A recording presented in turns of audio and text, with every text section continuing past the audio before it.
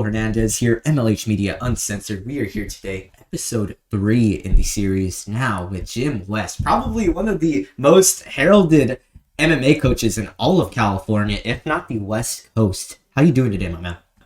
I'm good, doing good, man. I just got to the gym, just kind of hanging out before the practices start, at least the ones that I have to lead. So I'm just kind of hanging out. Can you give fans, just because I think so many fans are so curious with how a coach's life. So I know a lot of fighters, they post a day in the life, whatever. But give us the rundown of how a coach, especially for a coach like yourself, where you got guys in and out of UFC events coming week in, week out, or you may possibly have, back-to-back weeks where you just have guys that are across the country or across the world because you have guys all over. How is that to kind of deal with those responsibilities, and how is the way that Mr. Jim West manages everything that he's got going on?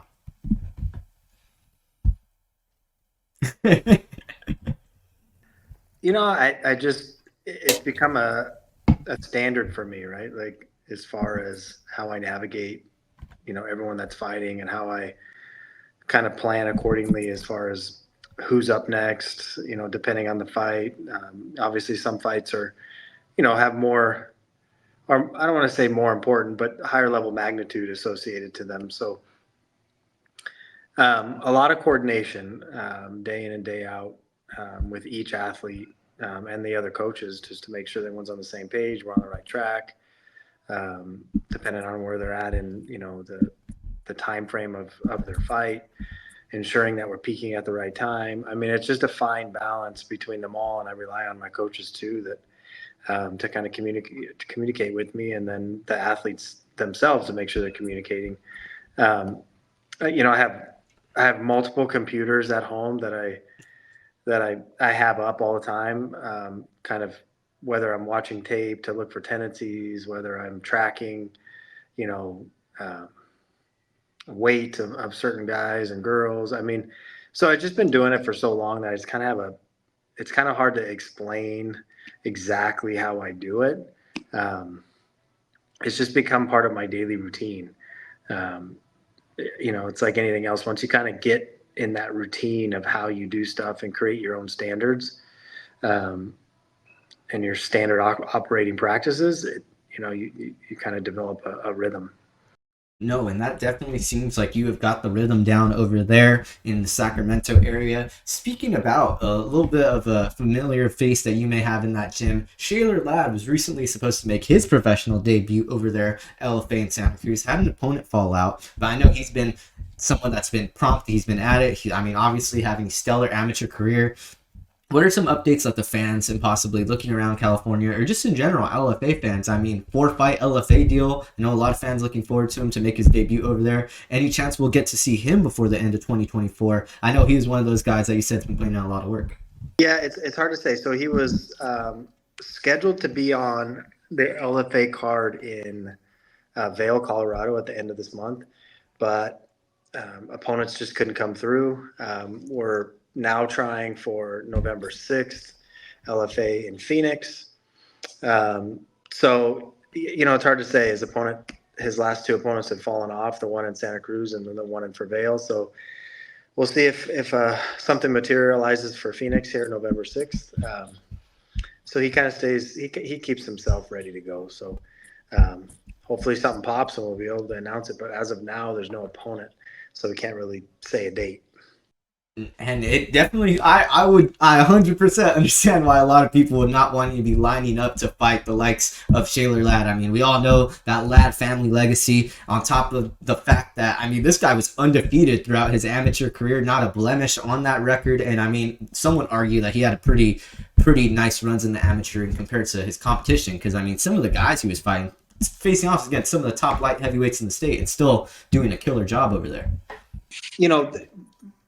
There's a certain standard that we try to uphold as far as building a guy up from essentially nothing, right? We've done it over and over again, and not many gyms, I don't care where they're at across the country, can't say that, right? And so a lot of gyms just are lucky to be in the location they're in, so fighters just end up going there, right, because of happenstance or just availability. But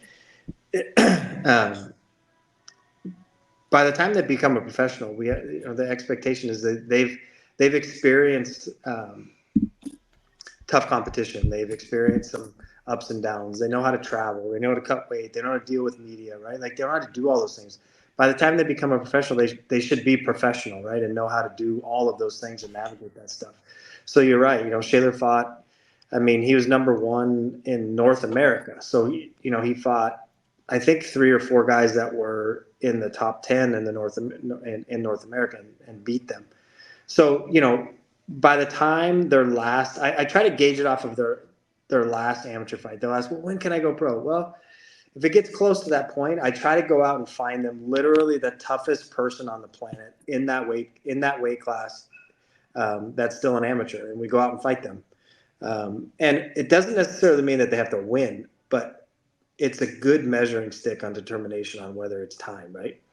And Shaler, he's checked all those boxes, even though he's still only 21 years old. He's checked all those boxes, and he's progressing fantastic, right? Like he's ready to be a professional, and he's ready to jump on the LFA stage, right? Like some people aren't ready to jump on that stage when they go pro. They have to do, more of your traditional regional kind of show, right? Shaler's ready to fight in the LFA. So hopefully an opponent sticks here soon, and he'll be in the cage. Much like how that route you were stating, where you guys have built fighters up like this. I mean, let's take a look at somebody who has a main event slot coming up on Saturday. Anthony Hernandez had a very, very long amateur career and then went into the pros, had quite the amount of success, and then fought Brandon Allen over their LFA, got the title, got the Dana White Contender Series spot.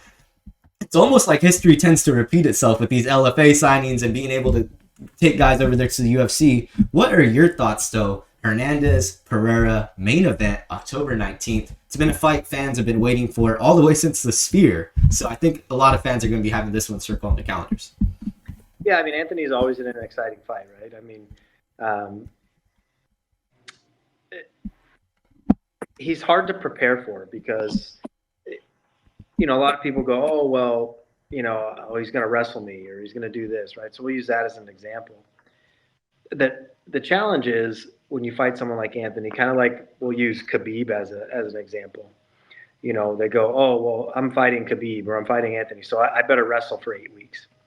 Well, the problem is oftentimes most people, that's what they do. But in reality, their body's not ready for that pace that he's going to put on you, right? Very similar to Khabib. Yeah, okay, I wrestled for 8 weeks, so I really focused on wrestling. That's really awesome because I can guarantee you he's going to drain you. You're just not prepared. Like Anthony prepares his body for that up-down game all year long, right? So he has the ability to go in there and drain you where I'm fighting Anthony Hernandez. Great, I've got to get prepared for my wrestling. Awesome, you did it for 8 weeks. Trust me, that's not going to help you. As the fight goes on and you have this guy that doesn't freaking get off of you for 25 minutes, it's just really difficult to deal with. Anthony's ability to kind of mix it up, especially in close, a lot of people have a hard time with it. I mean, Michel Pereira is great. Like all the guys that you fight when you're in the UFC are tough, right? They all have a skill set that is top level. That's why they're where they are, right? But it's just Anthony's just a very difficult person to prepare for because you always think you're in shape until you realize you're not, right? And Anthony won't stop his pressure, right? Like so. That's just a really difficult thing to deal with. And, we stick to what we do well and aren't too concerned about what you do well, right? You have some tendencies and we know about what those tendencies are and we'll exploit them.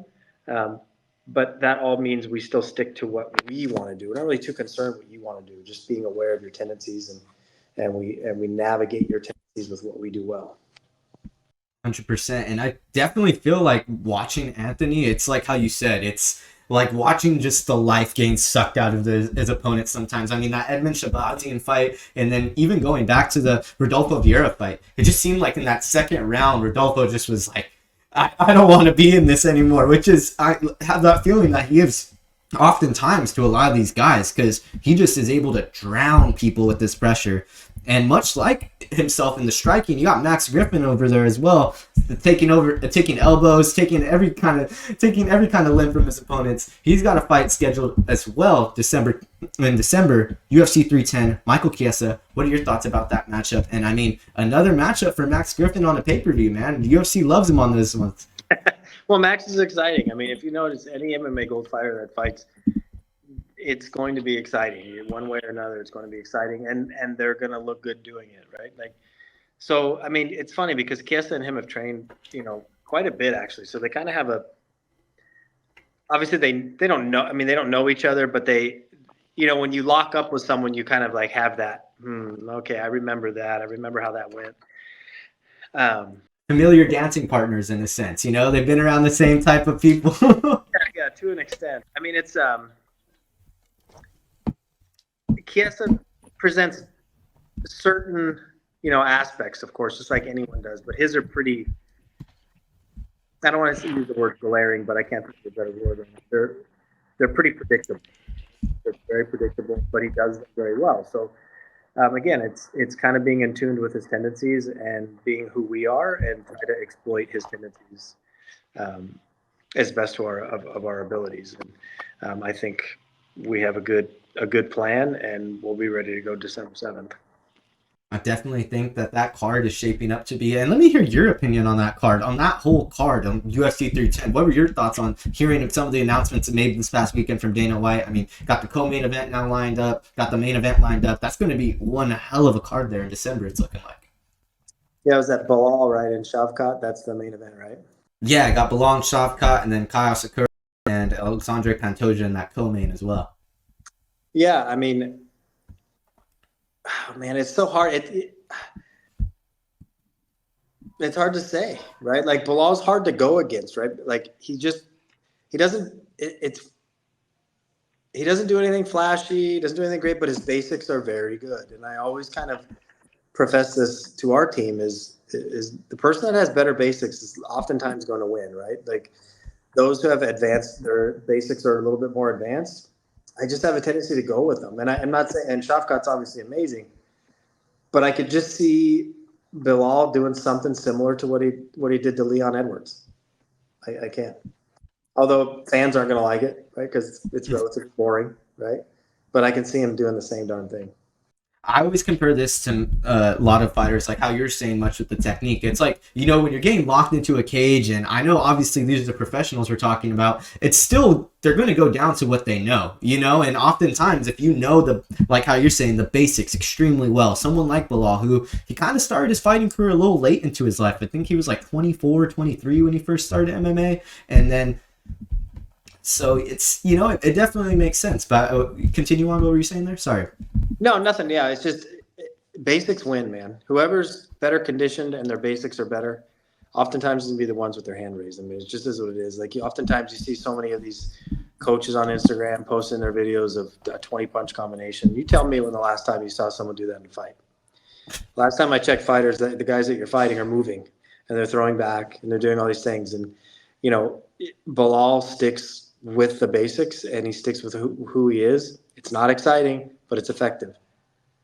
I don't know if he strikes just like Canelo yet, but I think he's well on his way to having some great striking fundamentals as well. Speaking a little bit more about some of the UFC and just overall events that are going on, I mean, to have a couple of your fighters like this, not only Anthony, but then to have Max Griffin a pay-per-view the following month, how is that for you as a coach, that you've been there since the beginning for a lot of these guys? You've been in their corners, and you've been in the regional scene through them, and I mean, you're still going to regional fights. How is it for you to be able to switch one weekend from going to a local show like an A1 Combat or just a regional show in general, and then the next week you're over at the UFC events, you're having to deal with that whole, like how you said, the media attention and all that? Is it a little bit of a switch up, or how exactly do you adjust as a coach, having to be there in the corner and really just kind of having to be a solid component for your guys as well?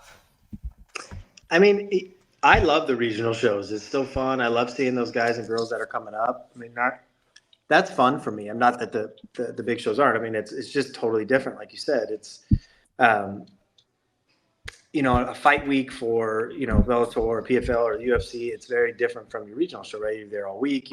Sometimes you're there longer than a week. And it's pretty structured, right? From what you're doing each day, from media to your workouts to checking weight to doing all of those things. So it's a little bit, it's just so different. You can't really compare them.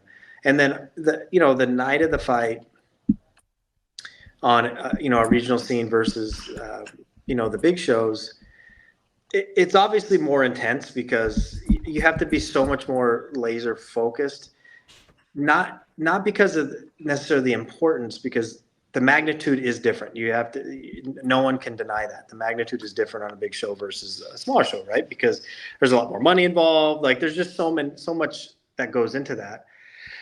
But it's so much louder. It's so much louder, and so different in the context of the highest levels. If you can't really make the same mistakes that you can in the region, right? You might be able to get away with 5 or 6, 7, 8 mistakes in a fight on the region because guys just aren't as quick to pick up those things.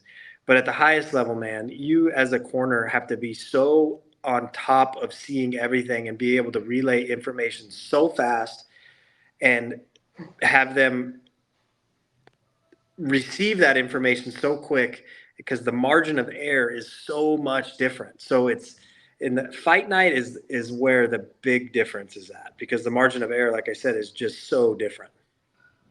Almost minuscule at a certain point when you get to UFC. So, yeah, you moved a quarter of an inch the wrong way. You should have went left and you went right and you got caught. Like, it's that quick. Whereas in the region, these guys and girls can make so many mistakes, and they can oftentimes get away with it.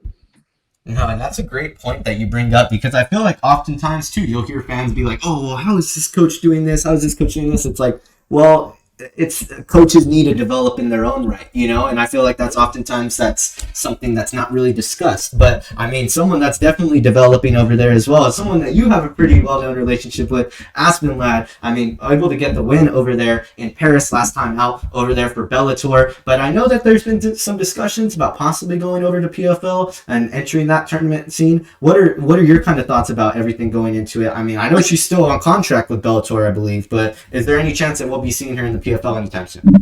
Well, so the PFL owns Bellator, so everything's PFL. Bellator just falls under the auspice of PFL, so it's kind of a strange thing. We'll see what happens in 2025 when they start releasing kind of everything they're going to do, because obviously when PFL bought Bellator, just only a few months back, obviously probably scrambling, trying to figure out what the details are going to look like and how are they going to move forward as far as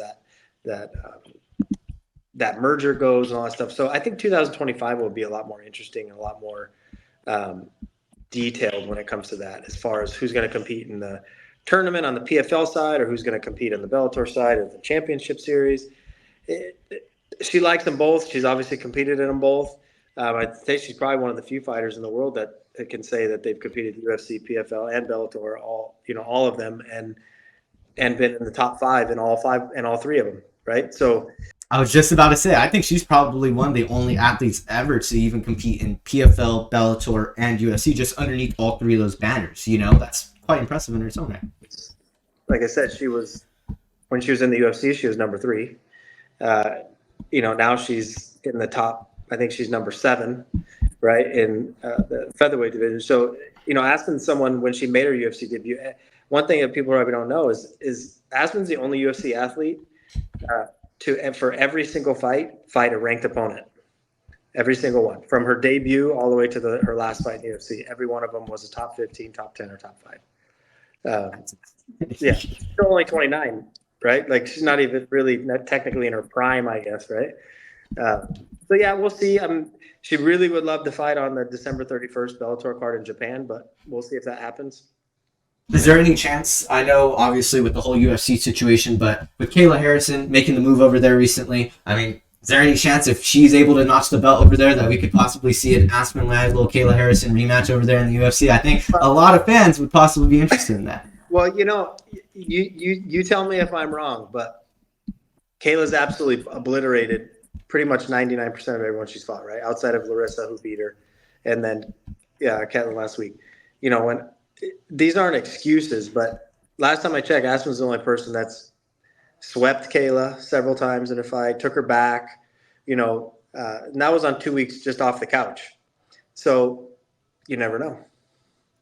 I like that answer, man. And I definitely like how you stated. I feel like there a lot of people don't watch that Kayla Harrison and Aspen Ladd fight and take like how you said. I took some notes on it. I was like, hey, Aspen's doing a lot on the ground here, and I think a lot of people. I mean, they look at the judo resume of Miss Kayla Harrison. Maybe it's the whole Ronda Rousey effect, but I feel like sometimes they just have these phenoms in the women's sport, and it's just like, hey, look at those fights where they had a little bit of trouble. Because I definitely think it'd be interesting to see that play out again.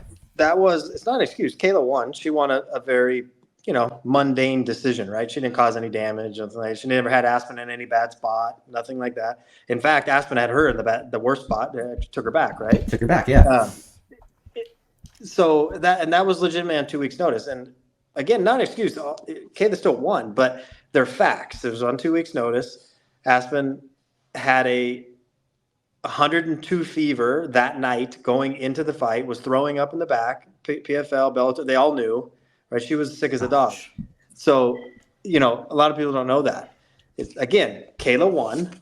No problem. Props to her. But look at it. I'm just saying, look at it. 100%. I think a lot of fans, hey, if they haven't rewatched that fight, I think a couple of fans after this interview are going to be watching that one back and possibly taking some notes. But just a couple of last questions here for you, Jim. I really, truly do appreciate your time on this busy fight week for you here today. But let's go back to Anthony Hernandez, Michel Pereira, main event over there October 19th. With a win there against Michel, where do you feel Anthony Hernandez sits in that middleweight division right now? Because, I mean, that's probably, it used to be one of the most, like, how you were saying, mundane, kind of just, Israel Adesanya was dominated, but now it's just completely opened up with the Driscus fight. I know they were previously scheduled to fight each other once, and let me just say, I think that DDP and Anthony Hernandez matchup, fireworks for sure. Absolutely. Well, I mean, Anthony and I have always talked, it's one step at a time. He's number 13 now. After we went on Saturday, I'm sure he'll pop in the top 10. And once you're in the top 10, you never know. I mean, it's all kind of timing, circumstances, all that kind of stuff. So Michel Pereira is in front of us right now. And, this Saturday we'll fight him, take care of business, and we'll worry about whatever's after that. A hell of a fight possibly looking up to come here on October 19th. Max Griffin recently he was on the recipient of a 4-fight deal. How is that like to see a guy like Max, a guy that you've known, I mean, you've followed his career and you've been with him for quite some time. How is that to really just see his development, not only in the ring, but outside? I mean, he's a father now. He's truly just kind of grown right in front of you. How is your relationship with Max? And kind of just detail like that whole endeavor of going into the UFC. I mean, he's originally a Tachi Palace Fights guy, so I gotta show love to him. Yeah, Max is he's one of those. He's very cerebral, right? He really likes to break things down in detail to the minutia of everything, and I think that's actually lent him well because that's kind of his personality, and I think it's it's brought on a lot of success because of that too. Just his attention to detail is really good. And as he's gotten older, he's gotten more mature in that and made that a very focus of each camp. And I think you've continually see progression because of some of those things, right? Like he's not learning to fight anymore. These guys aren't learning to fight at this point. They know how to fight. It's where are we focusing our time on? What details are we focusing on? And Max is very much that type of guy. And I mean, I think that you definitely, I know you may not want to give yourself the credit, but I think you got a lot of credit to give yourself with developing that whole team over there at MMA Gold. I mean, definitely a big helping hand over there in Mr. Jim West. Anybody that you wanted to thank or anybody in particular you wanted to highlight during this segment? I know you always got a lot of guys on the come up, a lot of names that are kind of peeking in the blinds, are possibly waiting to get to that stage. Anybody or anything in particular you wanted to bring up in this closing segment? Well, I mean, the coaches, our wrestling coach, Justin Durham, he's been with me almost forever. Fluffy leads all of our striking stuff as it is. Dave, our manager. Some athletes to look out for, though. Obviously, Shayla Ladd, Autumn Norton, who's the CFFC champion right now. Sabrina Scunia, she's looking really good as she comes up. Ryan Feary now, like he'll have his last amateur fight on A1 coming up. Roberto Vela, Rafael Vega. I mean, there's I can go on and on, right? Like there's a lot of them. I'm just super proud of a lot of these guys and the progression that they're making. Yeah, it definitely seems like Rafael Vega is probably pretty happy after that last victory over Dominic Ducharme. Very, very nice win. And then Ryan Fudunanga possibly looking to add another light heavyweight title. But Autumn Norton, I seen she recently posted a little bit of a teaser that she possibly may be gaining that CFFC cage. Is there anything that Coach West wants to let me know while we're on the call here? The end of the year, the beginning of the year, she's coming off, where she had hurt her shoulder, so she's just now getting back to kind of full force. So you'll see her within the next couple months for sure. Autumn Norton, of course, CFFC bantamweight champion. Make sure that you guys, like how you said, if you were not taking notes while Jim West was shooting all those names out at you, make sure you do, because I promise you're probably going to see a couple of those names on UFC Fight Pass or UFC here pretty soon. Jim West, thank you so much for your time today. An absolute pleasure to get to have you on the show and get to crack your brain a little bit and get to really get into the mind of what a UFC coach is going through on that fight week, man. So I really appreciate your time. Michael Hernandez here, MLH Media Uncensored. We're going to be signing